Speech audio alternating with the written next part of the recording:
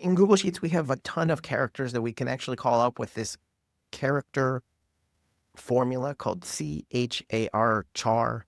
And you can get more than emojis. You can get all different types of shapes. And here we have a circle of vertical fill or this kind of large circle. And I give you the exact number. You can copy the formula over here on the right. But there's more. There's lines, there's punctuation, there's Braille, there's math, there's currency.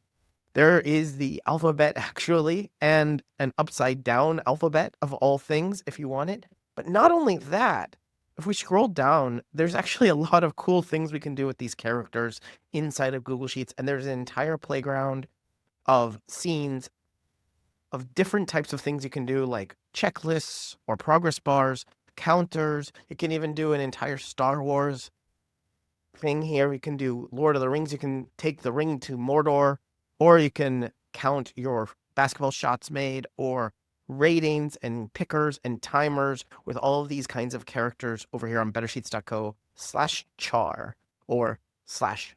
You're watching Better Sheets here on YouTube. You have two options here for your next video. Before you go, comment down below if you have any question whatsoever, and I'll make future videos from those questions. But for right here, right now, one of these videos could be your next Google Sheet.